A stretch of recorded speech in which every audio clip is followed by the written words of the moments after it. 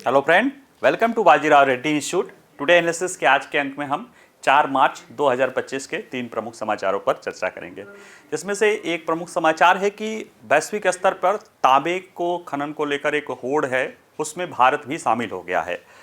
उसको हाल फिलहाल मतलब पिछले सप्ताह जो है भारत सरकार ने ये बताया है कि उसने जाम्बिया में एक 9000 स्क्वायर किलोमीटर जो है तांबे की एक क्षेत्र पर जो है उसमें उसको मिला है खनन आदि करने को लेकर। पहले सर्वेक्षण करेगा फिर खनन करेगा।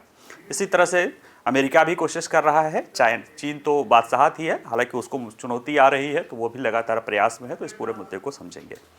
दूसरा मुद्दा है कि एक रिपोर्ट आई है नीति आयोग की और जो सिविल बनाने वाली संस्था है वो दोनों द्वारा ये रिपोर्ट आया है। उसमें ये बताया गया है कि भारतीय फाइनेंशियल सिस्टम में या भारतीय वित्तीय प्रणाली में महिलाओं द्वारा ऋण लेने की मात्रा जो है, यानी ऋण लेने वाली महिलाओं की संख्या बढ़ रही है। अब इसको निगेटिव सेंस में नहीं है, ये बढ़ रही है। इसका मतलब है कि महिलाएं उनकी ज़्यादा से ज़्यादा जागरूक हो रही हैं और बैंकिंग सिस्टम में ऋण आदि जो है वो आपके क्रेडिट और आपके स्तर को बढ़ने की बात करता है। तो उसको हम समझेंगे, क्या उसके पहलू हैं, क्या उसके चीज़ें हैं और क्या करने की ज़रूरत है। तीसरा है भारत सरकार द्वारा, भारत के प्रधानमंत्री द्वारा पहला जो है रिवर डॉल्फिन, या जिसे गंगा, भारत में गंगा डॉल्फिन बोलते हैं, गंगा रिवर डॉल्फिन, उसके दो रूप हैं। पहले अलग अलग थे, पहले एक ही माना जाता था लेकिन अब अलग अलग हैं। तो रिवर डॉल्फिन को लेकर जो है पहला विस्तृत सर्वेक्षण किया गया है, जिसमें रिवर डॉल्फिन, गंगा डॉल्फिन और सिंधु डॉल्फिन के तहत देखा गया है। जिसमें गंगा डॉल्फिन में, जिसमें गंगा और ब्रह्मपुत्र नदियों को मिला के 6024 डॉल्फिन पाए गए हैं और सिंधु नदी तंत्र में से ब्यास में 3 डॉल्फिन पाए गए हैं। तो ये पहला सर्वेक्षण है, प्रधानमंत्री ने इसे कल जो है उसको प्रकाशित किया है। आइए जरा से देखते हैं भारत तांबे की आपूर्ति सुनिश्चित करने के लिए वैश्विक स्तर पर होड़ में क्यों है। देखिए, तांबा जो है बहुत ही कह सकते हैं कि लोहे से पहले तांबा ही आता था और वर्तमान में भी तांबा को एक महत्वपूर्ण एक उसके रूप में माना जाता है, क्योंकि इसका इस्तेमाल जो आधुनिक ग्रीन एनर्जी ट्रांजिशन है, जिसमें चाहे इलेक्ट्रिक व्हीकल की बात हो रहा हो या वायर की बात हो या मोटर्स की बात हो या बैटरी आदि बनाने की बात हो, उसमें तांबा महत्वपूर्ण भूमिका अदा करता है। भारत में भी तांबा के ठीक ठाक अयस्क हैं, लेकिन जितने अयस्क हैं उतनी हमारी ज़रूरतों को पूरा करने में सक्षम नहीं है और इसलिए भारत लगातार दुनिया के बाहर वैश्विक स्तर पर भी जो तांबे की खोज में लगा हुआ है, उसको लेकर अभी हाल फिलहाल में हमने तंजानिया में एक क्षेत्र पाया है और हमारा फोकस और लगा हुआ है चिली में, पेरू में, कांगो में, अफ्रीकन देशों में लगा हुआ है। और ये कहीं ना कहीं एक हमारे लिए अवसर भी दे रहा है, लेकिन कहीं ना कहीं एक फिर स्ट्रेटेजिक जो इसको लेकर मारामारी है, उसमें भी हम दौड़ में शामिल हो गए हैं। तो वो कोई बड़ी बात नहीं, आपको शामिल होना ही पड़ेगा। जब आप वैश्विक स्तर पर आप जाना चाहोगे तो निश्चित रूप से आपको चुनौतियों, संभावनाओं दोनों का अवसर आपको मिलेगा, है ना। ठीक है, चलिए आइए देखते हैं। परिचय के रूप में देखा जाए, भारत सरकार ने 27 फरवरी को तंजानिया ने जाम्बिया है, ठीक है, जाम्बिया में तांबे और कोबाल्ट की खोज के लिए 9000 वर्ग किलोमीटर के ब्लॉक को हासिल किया है ना। देखा जाए तो ये पूरे दिल्ली की जो क्षेत्रफल उसका 3 गुना से ज़्यादा है और यहाँ पे माना जा रहा है कि ये कॉपर और कोबाल्ट के उच्च श्रेणी के भंडार यहाँ पे पाए जा सकते हैं। और यह जो चीज़ है वो देश में घरेलू खदानों में उत्पादन में कमी के साथ हो रहा है और यह परियोजना भारत के लिए विदेशी खनन परिचालन स्थापित करने के लिए एक महत्वपूर्ण कदम के रूप में देखा जा रहा है, क्योंकि उसी समय जब हमारे यहाँ पे घरेलू खदान उत्पादन में कमी दिखाई दे रही है, ये भारत के लिए एक बेहतर विकल्प हो सकता है। साथ ही साथ जो है 25 फरवरी को अमेरिकी राष्ट्रपति कार्यालय ने तांबे के आयात से राष्ट्रीय सुरक्षा के लिए खतरा पर एक पेपर प्रकाशित किया और चेतावनी दी कि विदेशी तांबे पर अत्यधिक निर्भरता अमेरिकी रक्षा क्षमताओं, बुनियादी ढांचे के विकास और तकनीकी नवाचार को खतरे में डाल सकता है। यानी अमेरिका भी विदेश से आयात पे जो है तांबे से वो खतरे को बता रहा है और खुद ब खुद वैश्विक स्तर पर वो तांबे के सप्लाई चेन में वो शामिल होना चाह रहा है।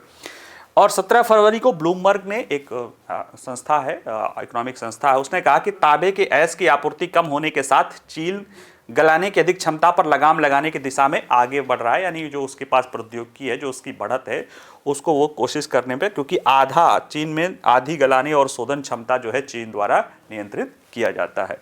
तो ये सारी चीज़ें हैं, ये परिस्थितियां हैं, इन्हीं परिस्थितियों के बीच में ये किया जा रहा है। तो आइए ज़रा देखते हैं कि तांबे का खनन महत्वपूर्ण क्यों होता है। तो देखिए, इलेक्ट्रिक वाहन और बैटरियों और स्वच्छ ऊर्जा प्रौद्योगिकी में के नेतृत्व में तांबे की मांग 2035 तक खदानों से आपूर्ति को पीछे छोड़ देगी। ऐसे में भारत, चीन और संयुक्त राज्य अमेरिका जैसे देश आपूर्ति श्रृंखलाओं को सुनिश्चित करने और घरेलू क्षमताओं को मजबूत करने के लिए संघर्ष कर रहे हैं। और अगले दशक में तांबे की दौड़ और भी तेज हो जाएगी, क्योंकि ईवीज और स्वच्छ ऊर्जा प्रौद्योगिकी पर और ज्यादा बल दिया जाता रहेगा। तांबे के उत्पादन की मूल्य श्रृंखला में पहले अयस्क होता है, ओर आता है, फिर उसका स्मेल्टिंग की जाती है, फिर एनोड में गलाया जाता है, कैथोड में परिष्कृत किया जाता है, और ये फिर छड़, चादरें, तार और अन्य औद्योगिक इनपुट उत्पादन करने के लिए आवश्यक होता है। हालांकि रिसाइकलिंग के जरिए और वैकल्पिक बैटरी रसायन के जरिए प्राथमिक आपूर्ति तो को कम दबाव को कम कर सकते हैं, लेकिन वैश्विक मांग को पूरा करने के लिए खनन महत्वपूर्ण बना हुआ है। यानी कि रिसाइकलिंग और विकल्प के आधार पे आप चीजें कर सकते हैं, लेकिन जो दबाव है, जो मांग है, अगर हम आप वैश्विक स्तर पे जाने की कोशिश करेंगे तो वह खनन हमारे लिए महत्वपूर्ण हो जा रहा है। हमारे लिए नहीं, दुनिया के लिए हो रहा है, इसलिए दुनिया खनन पर बल भी दे रही है। भारत का तांबा खनन के लिए विदेश पर फोकस है, विदेशी फोकस बढ़ गया है। देखिए, आंकड़े बता रहे हैं तांबा भारत में एक महत्वपूर्ण खनिज के रूप में है। और देखा जाए तो हमारे यहाँ पे राजस्थान है, छत्तीसगढ़ है, मध्य प्रदेश है, ये सब प्रमुख तांबा उत्पादक राज्य हैं। और खेतड़ी जो है राजस्थान का, वो एक प्रमुख तांबा का खदान है। भारत में तांबा का खनन जो है, एकमात्र खनन जो है SCL करती है, हिंदुस्तान कॉपर लिमिटेड, उसी के द्वारा किया जाता है, भारत सरकार की कंपनी है। तो अगर देखा जाए तो 2023-24 में घरेलू तांबा अयस्क उत्पादन 3.78 मिलियन टन था, जो कि 18-19 की तुलना में 8% कम है। और चालू वित्तीय वर्ष पर जो अभी अप्रैल से जनवरी के बीच का है, उसमें भी SCL का जो है अयस्क उत्पादन साल दर साल के आधार पे 6% कम था। तो ऐसे में घरेलू अयस्क उत्पादन में एक स्थिति आ गई है, स्टेग्नेशन आ गया है, या कमी आने की स्थिति है। भारत का तांबा आयात 2018-19 से 2023-24 के मूल्य में लिहाज से दुगना होकर 26,000 करोड़ रुपए हो गया है। तो हमारा एक तरफ से घरेलू उत्पाद जो है जितना था, अब वो एक स्थिति पे पहुंच गया, बल्कि उसमें कमी आ रही है। तो ऐसे में आयात बढ़ रहा है। तो अब भारत को अपने तांबा उत्खनन के लिए विदेश में फोकस करने की जरूरत है। भारत में तांबा के बड़े भंडार है और इन्हें खनन शुरू करने के पहले व्यापक अन्वेषण की आवश्यकता होती है। वैश्विक स्तर पर बताया जाता है कि तांबे के खदान को चालू करने में औसतन 17 साल लगते हैं। तो भारत क्या कर सकता है कि अल्प अवधि में तांबे के लिए Zambia, Chile, Democratic Republic of Congo जैसे तांबा समृद्ध देशों में ग्रीनफील्ड और ब्राउनफील्ड, ग्रीनफील्ड ये है कि नए खदान पूरा सर्वेक्षण से लेके करें, ब्राउनफील्ड यानी जो पहले से खदानें चल रही हैं उसी को खरीद ले। दोनों खनिज परिसंपत्तियों में सुरक्षित करने की कोशिश कर रहा है कि इनमें हम ग्रीनफील्ड भी खदान पा सके और जो है ब्राउनफील्ड भी खदान प्राप्त कर सके। और इसकी खास बात यह है कि इन देशों में जो तांबा खनिज आमतौर पर भारत की तुलना में उच्च ग्रेड के होते हैं, पहली बात। दूसरा क्या है कि वहां पे खनन कार्य पर ही विशेष बल है। उन देशों की अर्थव्यवस्था अभी ज्यादातर जैसे अफ्रीकन देश है वो प्राइमरी वाले ही है, उनमें प्राइमरी यानी खनन आदि पर ही है। ऐसे में वहां पे खनन कार्य करना ज्यादा तेजी से विकसित हो सकता है। तो ऐसे में विदेशी खनिज परिसंपत्तियों में निवेश में महत्वपूर्ण भू राजनीतिक जो है जोखिम भी दिखाई देगा, क्योंकि इसके बाद जो है वहां पे और भी देश जाएंगे, टकराएंगे और वो अपनी चीजें करेंगे। तो भारत का अफ्रीका पर विशेष ध्यान है, भारत ने फोकस कर रखा है अफ्रीका में। देखिए, तांबा, लिथियम और प्राकृतिक ग्रेफाइट जैसे महत्वपूर्ण खनिजों के उत्पादन में अफ्रीका की हिस्सेदारी बढ़ी है। अंतर्राष्ट्रीय ऊर्जा एजेंसी ने कहा कि पिछले साल कहा था कि अफ्रीका महाद्वीप पहले से ही वैश्विक कोबाल्ट उत्पादन का 70% और वैश्विक तांबा उत्पादन का 16% हिस्सा कर रहा है।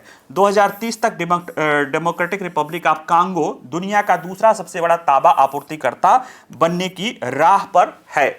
और ऐसे में भारत इन्हीं देशों पर अपना फोकस कर रहा है। भारत को जो अभी जाम्बिया में उत्तर पश्चिमी प्रांत में सरकार से सरकार, गवर्नमेंट टू गवर्नमेंट के आधार पर 9,000 वर्ग किलोमीटर का ब्लॉक मिला है। यहाँ पे GSI सर्वेक्षण अन्वेषण करेगा। बाकी उसी के ही बगल में कॉपर बेल्ट प्रांत में वेदांता समूह के पास भी एक कॉपर की खदान, तांबे की खदान है। जाम्बिया देखा जाए दुनिया में तांबे का 7वां सबसे बड़ा उत्पादक है। चिली नंबर 1 पर है, पेरू दूसरे नंबर पे है, डेमोक्रेटिक रिपब्लिक ऑफ कांगो तीसरे स्थान पे है। तो ऐसे में भारत का खनन मंत्रालय डीआरसी में, तंजानिया में, मोजाम्बिक में, रवांडा में नोडल अधिकारियों के माध्यम से अन्वेषण और महत्वपूर्ण खनिज परिसंपत्तियों का अन्वेषण कार्य कर रहा है। क्योंकि जैसे कि अमेरिका का विदेश मंत्रालय, अमेरिका का राष्ट्रपति कार्यालय ही कहा है कि बहुत अधिक आप तांबे पर आयात पर निर्भर रहना आपके सिक्योरिटी कंसर्न को कर सकता है, क्योंकि रक्षा उत्पादन में भी तांबे का बहुत बड़ा उपयोग किया जाता है। तो इसलिए अब देखेंगे कि भारत और अमेरिका तो खैर क्रिटिकल मिनरल को लेकर है, क्योंकि भारत में तांबा क्रिटिकल मिनरल के रूप में ही आता है। तो वो सहयोग तो है, लेकिन जितना संभव हो सके उतना अगर अपना आपके पास खनन की परियोजनाएं होंगी तो भविष्य की जो ये ज़रूरतें हैं उसको पूरा करने में हम सक्षम हो जाएंगे। ठीक है, दूसरा जो न्यूज़ है वो ये है कि नीति आयोग द्वारा और सिविल जारी करने वाली एक संस्था के द्वारा, ट्रांस सिविल यूनियन द्वारा एक सर्वेक्षण जारी किया गया है, जिसमें ये बताया गया है कि भारत में महिला उधारकर्ताओं की संख्या में उल्लेखनीय वृद्धि हुई है। और ये अच्छी बात है। पहली बात तो ये सोचिएगा कि उधारकर्ता अगर ले रहे हैं तो अच्छी बात है, क्योंकि एक चीज़ जो भारत के इकोनॉमी को लेकर कहा जाता है कि हम अपना पूरा पोटेंशियल अनटैप्ड नहीं कर पा रहे हैं, तब भी हम दुनिया के सबसे तेज़ी से विकसित देश हैं। और वर्ल्ड बैंक कह रही है कि हम जो लक्ष्य है हमारा, अगर सुधार अच्छा कर लें तो हम प्राप्त कर सकते हैं 2047 तक विकसित देश होने का।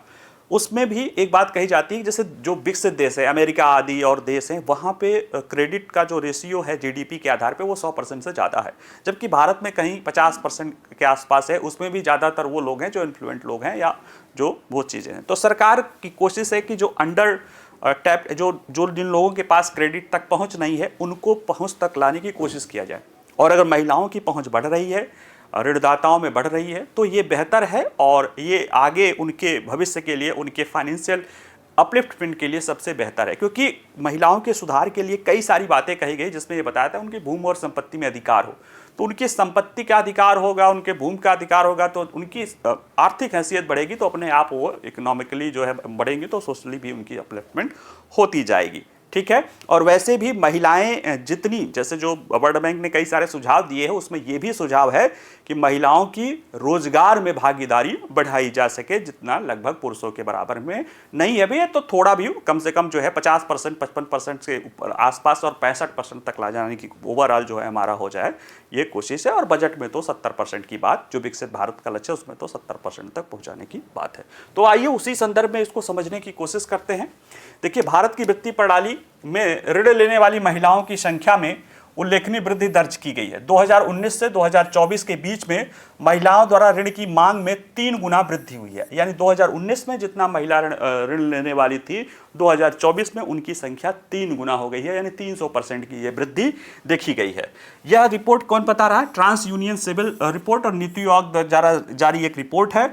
और ये 2024 को समाप्त पिछले 5 वर्षों में भारत में खुदरा ऋण लेने वाली महिला उधारकर्ताओं की संख्या 22% की दर से बढ़ी है, चक्रवृद्धि आधार पे। तभी देखिए 5 साल में 3 गुना हो गई है। 22% की चक्रवृद्धि दर से जो है महिला ऋणदाताओं की संख्या बढ़ेगी। अब जिसको जानकारी नहीं है फाइनेंशियल सिस्टम की, उसको लगेगा कि महिलाओं की स्थिति बहुत खराब हो रही है। देखिए, बैंकिंग सिस्टम से अगर आप ऋण ले रहे हो तो बैंक आपको ऋण तभी देंगे जब आपके पास कोई बजट होगा, या आपके पास कोई कोलेटरल रखने की स्थिति होगी, या आपके पास सरकार द्वारा जो चल रही योजनाएं भी होंगी तो उसमें कुछ न कुछ प्लानिंग होगी, तभी वो देते हैं। अदरवाइज खैर वो पर्सनल लोन थोड़ा बहुत होता है, वो दे देते हैं, लेकिन ज़्यादातर लोन जो है तभी देते हैं कि वो किसी उद्देश्यवश रहता है, और या तो पीछे जो है उनके कोलेटरल रहे या दोनों रहे। तो इसलिए उसकी बहुत ज़्यादा चिंता की ज़रूरत नहीं है अगर वो ऋण जो है उत्पादक कार्यों में खर्च हो रहा है। ठीक है, मैं क्यों बताता हूँ, जैसे मैं बताता हूँ कि बैंकिंग से ऋण आगे अच्छा क्यों होता है। जैसे आपके पास सपोज दैट आपको कोई बिजनेस आइडिया है और आपको लगता है कि आप उसमें 100 रुपये लगाएंगे तो आपको साल का वो 20 रुपये दे देगा। ठीक है, अब आपके पास 50 रुपये हैं, लगाना 100 रुपये ही, 100 रुपये में ही वो काम शुरू होगा। आपके पास 50 रुपये है तो 50 रुपये लगा के शुरू करेंगे तो आपको मान लिया 10 रुपये मिल जाएगा। अगर आपको 50 रुपये या 100 रुपये कहीं और से, मान लिया 50 रुपये ही कहीं और से ऋण मिल जाए, तो आपके पास 100 रुपया हो गया। आपका उस पर रिटर्न कितना आया? 20 रुपये। और आपने ऋण कितना लिया है 50 रुपये, ब्याज कितना हुआ 8%, 10%, मान लिया 5 रुपये ब्याज हो गया, तब भी आपने जो 50 रुपये पे 20% रिटर्न लिया है वो 5 रुपये आपके फायदा में होता है। इसी तरह से बिजनेस रन करता है, बैंकिंग सिस्टम का योगदान होता है। तो इसलिए ऋण की मात्रा, ऋण में अगर फाइनेंशियल सिस्टम में, इसलिए सरकार किसानों को ऋण देती है, दे रही है, ज़्यादातर क्षेत्रों की वो ऋण से जुड़े, एक फाइनेंशियल सर्किल से जुड़े, उसमें उनकी क्रेडिट बढ़ती है और वो आगे बेहतर काम करते जाते हैं। ठीक है, और यह देश के लिए एक विकसित होती अर्थव्यवस्था का ये सब लक्षण जो है, फॉर्मल इकोनॉमी के ये सब लक्षण दिखाते हैं। ठीक है, इसलिए इसको नेगेटिव मत लीजिए कि ऋण बढ़ गया तो ये गलत है, इस तरह के प्रोपेगेंडा में मत फंसिएगा। ठीक है, उल्लेखनीय है कि यह वृद्धि वित्तीय व्यवहार में भी एक बदलाव को दर्शाती है कि महिलाएं व्यक्तिगत और व्यावसायिक लक्ष्यों को पूरा करने के लिए ऋण का लाभ उठा रही है, यानी व्यक्तिगत पर्सनल के लिए भी ले रही हैं और व्यावसायिक ऋण का भी वो लाभ ले रही है। इसमें और महत्वपूर्ण बात यह है कि ऋण लेने वाली लगभग 60% महिला उधारकर्ता अर्ध शहरी या ग्रामीण क्षेत्रों में है। यानी ये भी नहीं कह सकते कि मेट्रोपॉलिटन की अभी भी है, यानी बड़े शहरों की अभी भी भूमिका 40%, लेकिन 60% सेमी अर्बन और रूरल एरिया का है, जो कि एक महत्वपूर्ण उपलब्धि के रूप में ये आप देख सकते हैं। ऋण लेने के जुड़े ट्रेंड क्या बताते हैं? व्यावसायिक ऋण। देखिए, व्यावसायिक उद्देश्य से जो ऋण है वो महिलाओं द्वारा लगभग 37 लाख नए ऋण खाते खोले गए हैं, जिनमें कुल 1.9 लाख करोड़ रुपए वितरित किए गए हैं। 2019 से व्यावसायिक उद्देश्य के लिए खोले गए खातों में 4.6 गुना की वृद्धि हुई है, यानी 5 साल में लगभग 5 गुना व्यावसायिक खातों की संख्या में वृद्धि हुई है। यानी ये बेहतर बात है। हालांकि अभी ओवरऑल जो महिला उधारकर्ता है उसमें कुल व्यावसायिक ऋण का मात्रा केवल 3% है, लेकिन ये है कि ये कई गुना तेजी से बढ़ रहा है, जो ये बता रहा है कि धीरे धीरे महिला व्यवसाय आदि क्षेत्र के लिए ऋण ले रही है। अच्छा, ये चीज अगर आपको, मैं 1-2 महीने पहले मैंने एक बताया था, unincorporated economy, unincorporated sector enterprises का जो सर्वे आया था, उसमें भी ये दिखाया था कि महिला स्वामित्व वाले अनइनकॉर्पोरेटेड या अनऑर्गेनाइज सेक्टर, सिंपल सा वर्ड बोले, अनऑर्गेनाइज सेक्टर की जो है स्वामित्व, महिला स्वामित्व की संख्या बढ़ रही है। तो कहीं ना कहीं वो चीज़ें धीरे धीरे कोरिलेट अगर आप करेंगे तो वो दिखाई भी देने लगता है व्यावसायिक ऋण के इसमें मात्रा में वृद्धि के जरिए। व्यक्तिगत वित्त आवश्यकताएं भी जो है, इसमें देखिए, व्यक्तिगत वित्त आवश्यकता में व्यक्तिगत ऋण होता है, पर्सनल लोन, उपभोक्ता टिकाऊ ऋण होता है, गृह स्वामित्व होता है, वाहन ऋण होता है। इसमें ये महिलाओं के, यह ऋण भी महिलाओं द्वारा ऋणों का एक बड़ा हिस्सा बना हुआ है। इसमें 4,80,000 करोड़ रुपए दिए गए हैं, 4.3 करोड़ ऐसे ऋण खाते खोले गए हैं, और 2024 में महिलाओं द्वारा लिए गए सभी ऋणों में इनका योगदान 42% है। व्यावसायिक ऋण का 3% है, इनका 42% है। गोल्ड लोन एक प्रमुख भूमिका अदा कर रहा है और ये 38% बना हुआ है, और 19 से मात्रा के हिसाब से 5.1 गुना जो है गोल्ड लोन पे वृद्धि हुई है। और अगर देखा जाए कि अपने क्रेडिट स्वास्थ्य के बारे में महिलाओं में जागरूकता बढ़ी है, ये रिपोर्ट ये कह रहा है। देखिए, क्रेडिट सूचना रिपोर्ट और स्कोर की स्वयं निगरानी करने वाली महिलाओं की संख्या पिछले 1 वर्ष में 42% की दर से वृद्धि हुई है। यानी 1 वर्ष पहले महिलाओं द्वारा स्वयं अपने सिविल स्कोर इस तरह की जो चेक किया जाता था, उसकी संख्या में 42% वृद्धि हुई है, जो दिसंबर 2023 में 18.94 मिलियन यानी 1.79 लाख था, वो दिसंबर 2024 में 2.69 लाख हो गया है, या 26.92 मिलियन जो है हो गया है। यह एक उत्साहजनक प्रवृत्ति है, लेकिन महिलाओं को भारत की आर्थिक कहानी में भागीदार से नेता बनने के लिए इसे और जारी रखने की जरूरत है, यानी और उन्हें प्रेरित करना चाहिए, क्योंकि ये कहीं ना कहीं जब वो फाइनेंशियल सेक्टर में जागरूकता बढ़ता है तब आदमी आर्थिक क्रियाओं में खुल के सामने आता है, तो उन्हें और जागरूक करने की जरूरत है। महिला उधारकर्ताओं के समझ कुछ चुनौतियां भी हैं, जैसे कि अच्छी बात है वो सारी चीजें तो मैंने बता दी, लेकिन इस रिपोर्ट ये बता रहा है कि वित्तीय संस्थाओं द्वारा ऋण देने से बचने की कोशिश की जाती है, खराब बैंकिंग उनका अनुभव है, कोलेट्रल और गारंटर से संबंधित बाधाएं भी महिलाओं को अभी सामने करने का दिख ही रही है। तो कोई समाज इतना जल्दी नहीं बदलता है, धीरे धीरे ये चीजें बदलती हैं, लेकिन ठीक है, और कोशिश करने की जरूरत है इन समस्याओं को देखने हुए। अब एक जो बात आई थी कि महिलाओं के बीच ऋण स्वनिगरानी प्रवृत्ति में वृद्धि है, उसका महत्व क्या है? देखिए, उसके महत्व को देखा जाए तो यह रिपोर्ट यह बताता है कि कुल स्वनिगरानी आधार में महिलाओं की हिस्सेदारी दिसंबर 2024 में 19.43% से बढ़ के दिसंबर 2023 में 17.89% है। यानी 17.89% से बढ़ के 19.43% है। यानी कि जितना लोग स्वतः से अपने सिविल चेक करते हैं उसमें 19.5% महिलाएं हैं, पहले 18% थी, यानी थोड़ा बढ़ा है ओवरऑल। और कहीं ना कहीं जैसे जैसे अधिक महिलाएं कार्यबल में प्रवेश करती जाएंगी, उद्यमी बनेंगी, औपचारिक ऋण तक उनके अपने करियर को आगे बढ़ाने पहुंच जो है, अपने करियर को आगे बढ़ाने और अपने व्यवसाय के विकास को आगे बढ़ाने का उन्हें मार्ग प्रशस्त करेगा।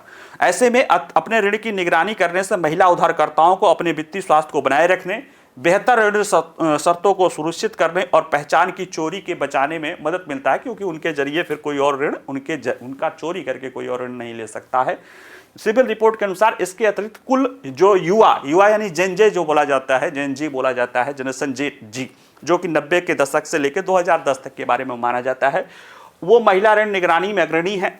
मिलेनियम महिला जो 80 से लेकर जो है 2000 तक के दशक के माने जाते हैं, उनकी भी संख्या बढ़ी है और वो ओवरऑल जो है 38% उसमें वृद्धि देखी गई है।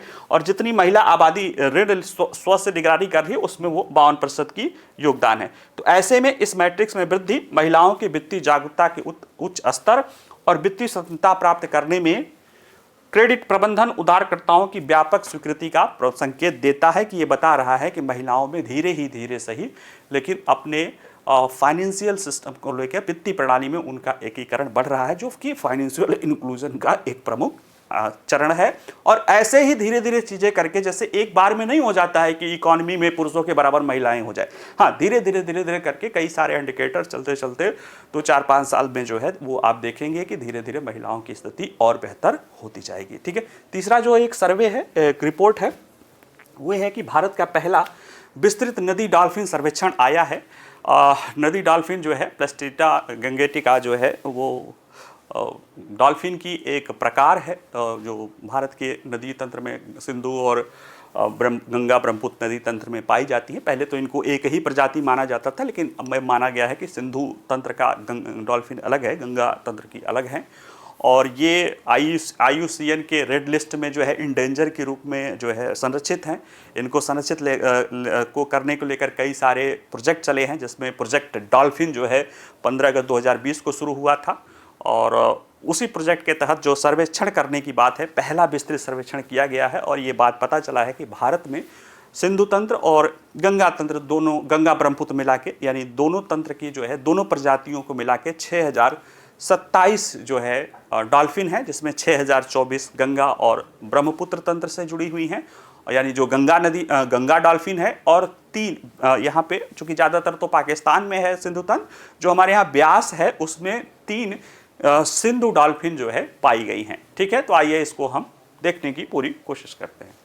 देश के पहले विस्तृत नदी डॉल्फिन जनसंख्या सर्वेक्षण में पाया गया है कि भारत में गंगा और ब्रह्मपुत्र नदी घाटियों में 6324 गंगा डॉल्फिन है और पंजाब के ब्यास नदी बेसिन में 3 सिंधु नदी डॉल्फिन है, यानी 6324 प्लस 3, यानी ओवरऑल देखा जाए तो 6327 डॉल्फिन हैं दोनों तरह के, एक है ना।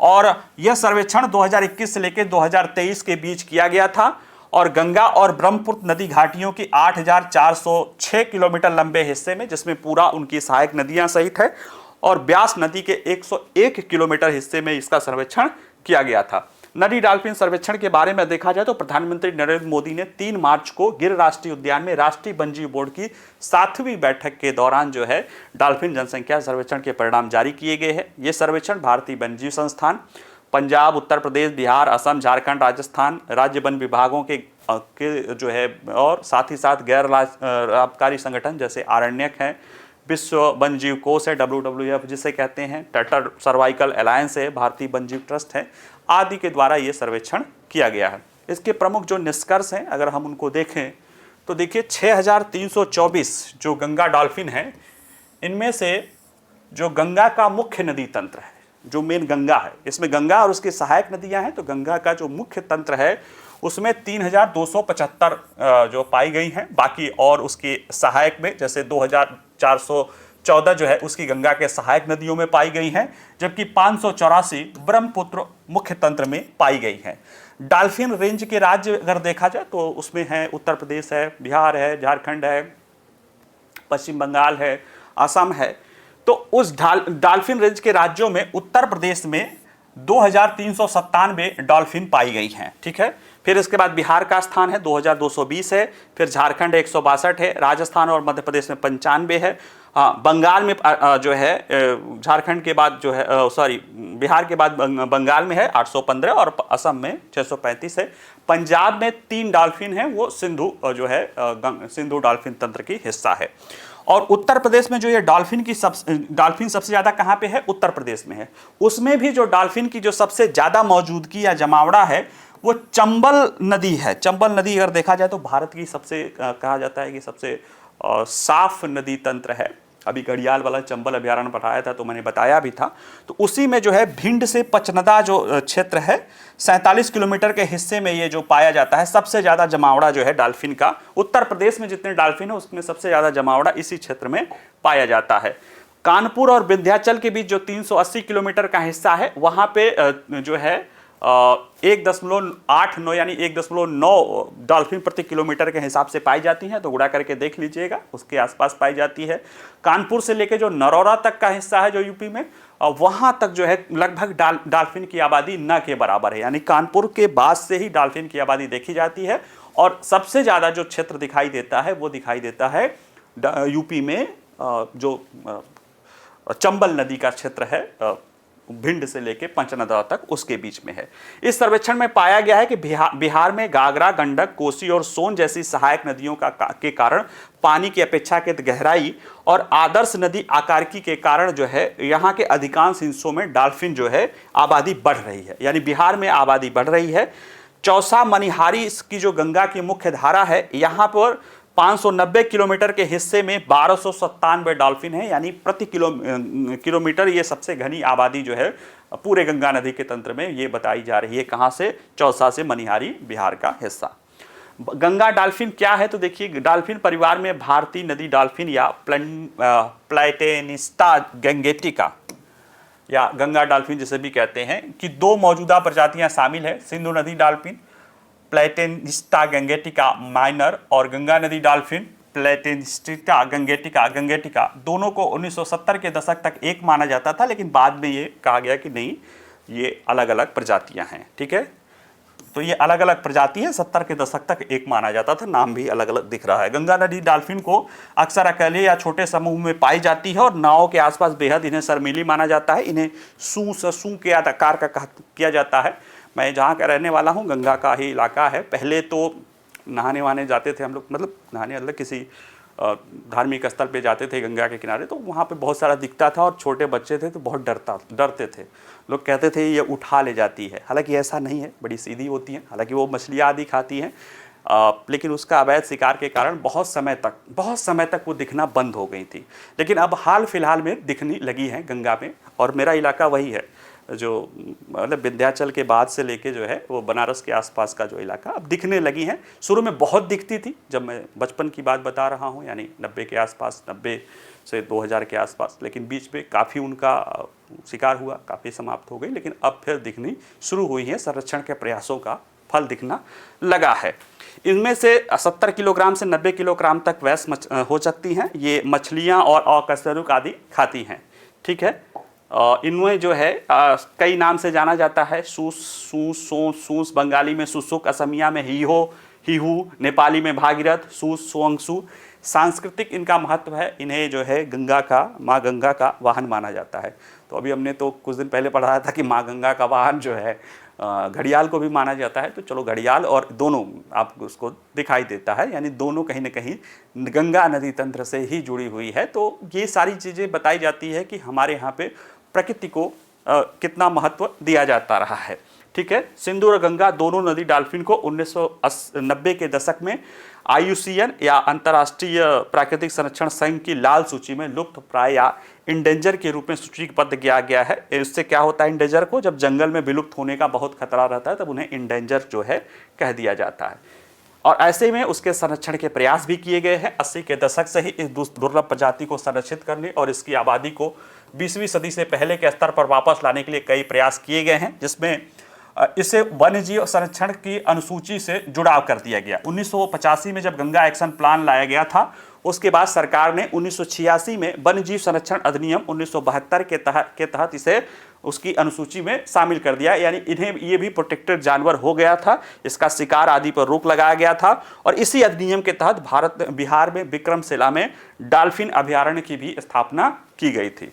लेकिन उसके बावजूद भी बहुत कुछ नहीं हुआ। फिर डॉल्फिन संरक्षण योजना 2010 से 2020 के लिए चलाई गई थी। इसमें गंगा डॉल्फिन के लिए खतरों और नदी यातायात, सिंचाई, नहरों और डॉल्फिन आबादी के शिकार पर जो है कमी के प्रभाव की पहचान की गई थी और उन कारकों की समग्र रूप से पहचान की गई थी जो प्रजातियों की आबादी में गिरावट का कारण है। साथ ही साथ राष्ट्रीय जलीय जानवर के रूप में प्रधानमंत्री, उसमें के तत्कालीन प्रधानमंत्री डॉक्टर मनमोहन सिंह जी ने 2009 में इसे जो है राष्ट्रीय जलीय जानवर को घोषित किया था। और हाल फिलहाल में प्रधानमंत्री नरेंद्र मोदी द्वारा 15 अगस्त 2020 को प्रोजेक्ट डॉल्फिन शुरू किया गया था। जैसे प्रोजेक्ट टाइगर, प्रोजेक्ट एलिफेंट, तो उसी तरह से प्रोजेक्ट टाइगर के रूप में प्रोजेक्ट डॉल्फिन शुरू किया गया था, जिसका उद्देश्य था कि जिस तरह से प्रोजेक्ट टाइगर पर बल दिया गया है, उसी तरह से इसे जैसे देश, उसके वजह से देश की बाघों में आबादी बढ़ी है, इस पर भी जो है बहाल किया जाए। इस प्रोजेक्ट डॉल्फिन के तहत डॉल्फिन को एक अम्ब्रेला स्पेसीज के रूप में माना गया है। अम्ब्रेला स्पेसीज ये होती है कि जैसे उसके आधार पे बाकी पारिस्थितिकी तंत्र को उसमें बचाया जाता है, उसमें बाकी पारिस्थितिकी तंत्र को उसके लाभ को देखा जाता है। जैसे बाघ को, प्रोजेक्ट टाइगर के तहत बाघ को जो है एक अम्ब्रेला प्रजाति के रूप में माना जाता है। और हाल फिलहाल में जो है इनकी संख्या 6327 डॉल्फिन है, जो विस्तृत सर्वेक्षण के बाद ये चीज़ें सामने आई है।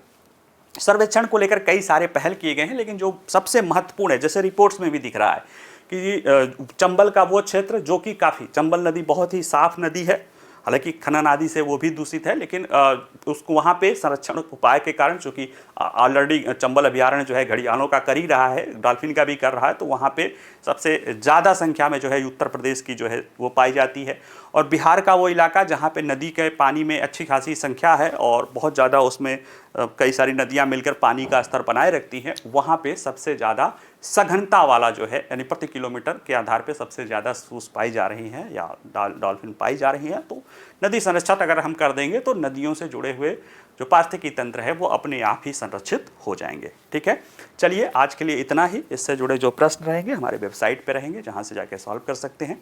बाकी वीडियो पसंद आए तो लाइक करिएगा, शेयर करिएगा, कोई कमेंट्स होगा तो पूछ सकते हैं। बाकी पढ़ते रहिए, मुस्कुराते रहिए। नमस्कार, धन्यवाद।